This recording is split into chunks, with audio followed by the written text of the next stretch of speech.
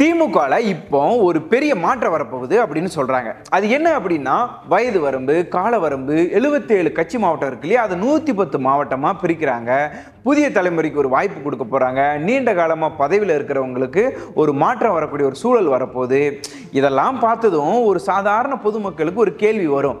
என்ன சார், திமுகவுக்குள்ள இவ்வளவு பெரிய கிளீனிங் நடக்குதா அப்படின்னு. ஆனா இதுக்கு திமுக தலைவர் மு.க. ஸ்டாலின் இன்னொரு விளக்கமும் கொடுத்திருக்காரு. அவர் சொல்றது என்னன்னா, ஆள மாற்றுறது மட்டும் முக்கியம் கிடையாது, ஒரு முழுமையான சுய பரிசோதனை முக்கியம் அப்படின்னு சொல்றாரு. அதாவது பிரச்சனை ஆளுங்கிட்ட இல்ல, கட்சியே தன்னைத்தானே பரிசோதிச்சுக்கணும் அப்படின்னு சொல்ல வர்றாரு. சரி சார், அப்படின்னா நாமளும் கொஞ்சம் ஒரு பரிசோதனை பண்ணி பார்க்கலாம். முதல்ல இந்த புதிய ரூல் என்ன அப்படின்னு நம்ம பார்ப்போமா. திமுகவில் கட்சியின் அமைப்பை பெரிய அளவில் மாற்றுறதுக்கான தீர்மானம் எடுக்கப்பட்டிருக்கு. அதில் இப்போ இருக்கிற 77 மாவட்ட கழகமும் 110 மாவட்டங்களாக மாற்றதா சொல்கிறாங்க. கீழ்மட்ட கட்சி பதவிக்கு வயது வரம்பு வைக்கிறாங்க. பல பதவிக்கு கால வரம்பு, மாவட்ட செயலர் பதவிக்கு அதிகபட்சமாக 70 வயசு, அதுவும் 3 முறை தான் இருக்க முடியும். மற்ற பல பதவிகளுக்கு 2 டேர்ம் அப்படின்னு கட்டுப்பாடு.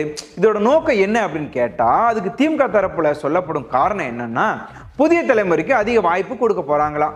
இதை கேட்டதும் சரி, புதிய தலைமுறைக்கு வாய்ப்பு கொடுப்பது நல்ல விஷயம்தான். ஆனால் அடுத்த கேள்வி ஒன்று வருது, இந்த ரூல் எல்லாம் யாருக்கெல்லாம் பொருந்தும் அப்படின்னு. கிளை செயலாளருக்கு வயது வரம்பு வச்சிருக்காங்க, வட்ட செயலாளருக்கும் வயது வரம்பு வச்சிருக்காங்க, மாவட்ட செயலாளருக்கும் ஒரு வயது வரம்பு வச்சிருக்காங்க, ஒரு டேம் லிமிட் கொண்டு வராங்க. சரி, அப்போ திமுக தலைவர் பதவிக்கு அங்கேயும் ஒரு நாள், அண்ணே உங்க டேம் முடிஞ்சிடுச்சு, அடுத்த தலைமுறைக்கு வழிவிடுங்க அப்படின்னு சொல்லப்படுமா? அதே மாதிரி பொதுச் செயலாளர் பதவிக்கு அங்கேயும் சார் 2 டேம் முடிஞ்சிடுச்சு அப்படின்னு சொல்லப்படுமா? இல்லை. கீழே இருக்கிற பதவிக்கு மட்டும்தான் அந்த ரொட்டேஷனா, மேலே இருக்கிற பதவிக்கு மட்டும் லைஃப் டைம் மெம்பர்ஷிப்பா? அட சும்மா கேட்குறோம் சார். இதுக்கு பதில் சொல்ல வேண்டிய கடமை திமுகவுக்கு தான் இருக்கு. இப்போதைக்கு இது அறிவிக்கப்பட்ட விதி குறிப்பிட்ட நிர்வாகத்துக்கு தான் அப்படின்னு சொல்லப்படுது. அப்போ இந்த CM, deputy CM, MLA, MP பதவிக்கு இப்படியான டேம் லிமிட் அறிவிப்பு இருக்கா அப்படின்னா இது வரைக்கும் இல்லை. அதனால தான் நாம அதை பற்றி கேட்குறோம். இந்த ரீஃபார்ம் கீழே இருந்து மேலே வருமா, அவ்வளவுதான் நம்ம கேள்வி. அதே மாதிரி எம்எல்ஏ, எம்பி ஒருத்தர் தொடர்ந்து 2 முறை, 3 முறை, 4 முறை அப்படின்னு போட்டியிடலாம். அதுக்கும் இந்த புதிய டேம் லிமிட் கிடையாதா அப்படின்னு பொதுமக்கள் கேட்கலாம் இல்லையா? கட்சி பதவிக்கு டேம் லிமிட் இருக்கும்போது தேர்தல் பதவிக்கு ஏன் இருக்கக்கூடாது? 2 முறை முடிஞ்சாச்சு, அடுத்த தலைமுறைக்கு வழிவிடுங்க அப்படின்னு ஒரு நாள் எம்எல்ஏ, எம்பி பதவிக்கும் சொல்லப்படுமா? இல்லை. கட்சி பதவிக்கு ரிட்டையர்மெண்ட் ஏஜ் இருக்கா, தேர்தல் பதவிக்கு ரிட்டையர்மெண்டே இல்லையா? இது அவங்க கதையோட நலனுக்குன்னு சொல்லி பொதுமக்கள் கேட்கக்கூடிய கேள்வி. ஆனால் பதில் அவங்களோடது. இப்போ இன்னொரு இன்ட்ரெஸ்டிங்கான ஒரு விஷயம், திமுக தலைவர் ஸ்டாலின் என்ன சொல்றாரு அப்படின்னா, ஆள மாற்றுறதை விட சுய பரிசோதனை முக்கியம். சரி, அப்படின்னா ஒரு மாவட்ட செயலாளர் 70 வயதை தாண்டிட்டாரு, அவர் அந்த பதவியில தொடர முடியாத நிலை வந்துச்சுன்னா அது ஆள மாற்றுவது கிடையாதா?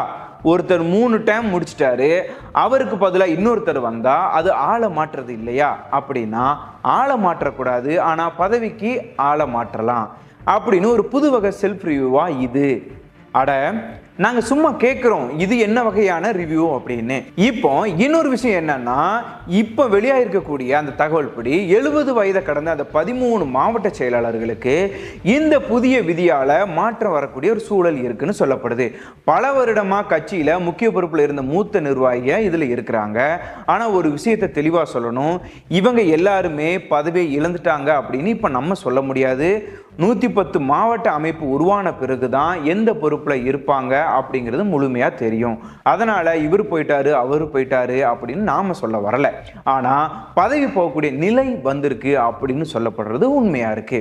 அதனால ஒரு கேள்வி, இத்தனை வருஷம் ஒரு பதவியில இருந்த ஒருத்தர்கிட்ட போய், அண்ணே இப்ப புதிய தலைமுறைக்கு வாய்ப்பு அப்படின்னு சொன்னா என்ன ஆகும்? பதவி போகலாம். சரி, பதவி மேலே இருந்த ஆசை போயிடுமா? அதுதான் தெரியல. அரசியல்ல பதவி அப்படிங்கிறது வெறும் நாற்காலி மட்டும் கிடையாது, அது ஒரு இன்ஃப்ளூயன்ஸு. தொண்டர்களிடம் இருக்கக்கூடிய செல்வாக்கு, கட்சிக்குள்ள இருக்கும் பவர், மக்களிடம் இருக்கிற பொலிட்டிக்கல் ஐடென்டிட்டி, அதனால ஒருத்தரிடம் இருந்து அந்த பதவி போனா அவர் அப்படியே அரசியலில் இருந்து டிசப்பியர் ஆகிடுவாரா, அல்லது கட்சிக்குள்ள வேறொரு பொறுப்பு கிடைக்குமா, அல்லது வேறொரு பொலிட்டிக்கல் பிளாட்ஃபார்மை தேடுவாரா? இதுதான் அடுத்த கேள்வியா இருக்கு. குறிப்பா இப்ப தமிழ்நாட்டில் புதுசா வளர்ந்து வரக்கூடிய நிறைய அரசியல் கட்சி இருக்கு. அப்படி இருக்க நீண்ட காலம் ஒரு கட்சியில இருந்த ஒருத்தருக்கு பதவி போனா அவரை வேறு கட்சி அணுகுமா, அவர் வேறு கட்சிக்கு போவாரா? டிவிகே போன்ற புதிய அரசியல் அமைப்புகள் இப்படிப்பட்ட அனுபவம் வாய்ந்த அரசியல்வாதிகளை எதிர்காலத்தில் பயன்படுத்த முயற்சி செய்யுமா? இது இப்போதைக்கு எல்லாமே கேள்விகளாக தான் இருக்கு. யாராவது போகிறாங்க அப்படின்னு நாம இப்போ சொல்ல வரல. ஆனால் அரசியலில் ஒரு கட்சி பழைய பவர் சென்டரை மாற்றும் போது அந்த பவர் சென்டர்ஸ் அடுத்ததாக எங்கே போகும் அப்படிங்கிறது ஒரு அரசியல் கணக்கு தானே. அதுக்கப்புறம் இன்னொரு பெரிய கேள்வி, புதிய தலைமுறை. இந்த வார்த்தையை கேட்க ரொம்ப அழகா இருக்கு. ஆனா அந்த புதிய தலைமுறை யார்? பல வருடமா கட்சிக்காக தெருவில் வேலை பார்த்த ஒரு சாதாரண தொண்டனா, இல்ல புதிய சிந்தனை கொண்ட ஒரு இளைஞனா, அல்லது பழைய நிர்வாகியின் வாரிசா? இதுதான் முக்கியம். ஏன்னா பதவியை மட்டும் மாத்தினா தலைமுறை மாற்றம் வராது. ஒரு குடும்பத்தில் இருந்த பதவி அதே குடும்பத்தில் இன்னொரு தலைமுறைக்கு போயிட்டா அது தலைமுறை மாற்றம் கிடையாது, தலைமுறை தொடர்ச்சி. அதனால திமுக உண்மையிலேயே புதிய தலைமுறைக்கு வாய்ப்பு கொடுக்குதா, அல்லது புதிய பதவியில பழைய பொலிட்டிக்கல் ஃபேமிலிஸை அப்படியே கொண்டு வர போகிறதா? அதை நாம பொறுத்திருந்து தான் பார்க்கணும். இன்னொரு விஷயம் என்னன்னா, திமுக ஒரு பெரிய அரசியல் கட்சி, பல வருடங்களா ஆட்சியிலையும் இருக்கு. அந்த கட்சிக்குள்ள சில முக்கிய நிர்வாகிகள் மீது ஊழல் உள்ளிட்ட பல்வேறு குற்றச்சாட்டுகள், வழக்குகள் தொடர்பாக அரசியல் விமர்சனங்களும் தொடர்ந்து இருக்கு. அதனால சிலர் கேட்கலாம், இந்த நிர்வாக மாற்றம் உண்மையிலே புதிய தலைமுறைக்கு தானா, இல்ல கட்சிக்குள்ள இருக்கும் சில பழைய பொலிட்டிக்கல் பேக்கேஜை கலற்றுவதற்கான ஒரு வழியா? அப்படியும் பல கேள்விகள் வந்துட்டு இருக்கு. ஆனா அதுதான் காரணம் அப்படின்னு நாம சொல்ல வரல. ஏன்னா அதுக்கான ஆதாரம் இப்ப நம்ம கையில இல்லை. அதனால கேள்வி நம்முடையது, பதிலு அவங்களுடையது. அதே மாதிரி திமுக பல வருடங்களா கூட்டணி அரசியல் செஞ்சு வருது. கூட்டணியில் இருக்கிற கட்சிகளுக்கும் அமைச்சரவையில் இடம் கொடுப்பது, அதிகாரத்தை பகிர்ந்து கொள்வது போன்ற கேள்விகள் அரசியல்ல தொடர்ந்து பேசப்பட்டு வருது. அப்போ ஒரு சின்ன கேள்வி, கட்சிக்குள்ள புதிய தலைமுறைக்கு அதிகாரம் பகிர்ந்து கொடுக்கணும்னு நினைக்கிறீங்க, கூட்டணிக்குள்ள இருக்கிறவங்களுக்கு அதிகாரத்தை பகிர்ந்து கொடுக்கிற அரசியல் வருமா? ஏன்னா இதுக்கு முன்னாடி அது இருந்தது இல்லை. அதனால இனிமேலாச்சும் கட்சிக்குள்ள ஜனநாயகம், கூட்டணியில ஜனநாயகம், அதிகாரத்திலையும் ஜனநாயகம், இப்படி எல்லா இடத்துலையும் வந்தா அதுதானே இன்னும் ஒரு நல்ல ரீஃபார்ம் அப்படின்னு மக்கள் சொல்றாங்க. ஆனா இங்க திமுகவுக்கு ஒரு வாய்ப்பும் இருக்கு. இந்த மாற்றத்தை உண்மையிலேயே சரியா செயல்படுத்தினாங்கன்னா பல வருடங்களா வாய்ப்பு கிடைக்காம இருந்த இளம் தொண்டர்களுக்கு வாய்ப்பு கிடைக்கும். கட்சியோட அடிமட்ட அமைப்பு பலமாகலாம், புதிய மாவட்டங்கள் உருவாகலாம், புதிய முகங்கள் மேலே வரலாம்.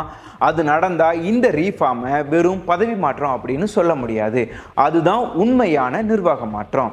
ஆனா அதுக்கு ஒரே ஒரு கண்டிஷன், புதிய முகம் மட்டும் போதாது, புதிய அரசியலும் வரணும். இல்லைனா 77 மாவட்டம் 110 ஆகும், பதவிகளுக்கு வயது வரம்பு வரும், டைம் லிமிட் வரும், பழைய ஆள் போவார், புதிய ஆள் வருவார், அப்புறம் அதே குடும்பம், அதே அதிகார மையம், அதே அரசியல். அப்படின்னா நாற்காலி மட்டும் மாறி இருக்கும், அரசியல் மாறி இருக்காது. இதுதான் இந்த முழு ரீஃபார்மை பார்க்கும்போது நமக்கு வரக்கூடிய மிகப்பெரிய கேள்வியா இருக்கு. மு.க. ஸ்டாலின் சொல்வது சுய பரிசோதனை முக்கியம் அப்படின்னு. சரி, அதனால கட்சிக்குள்ள உண்மையான மாற்றம் வருமா? புதிய தலைமுறை வருமா? வாரிசு அரசியலை தாண்டி சாதாரண தொண்டம் மேல வர முடியுமா? மூத்த நிர்வாகிகள் செல்வாக்க கட்சி எப்படி கையாள போகுது? மேல்மட்ட பதவிகளுக்கு இந்த மாதிரியான டைம் லிமிட் ஒரு நாள் வருமா?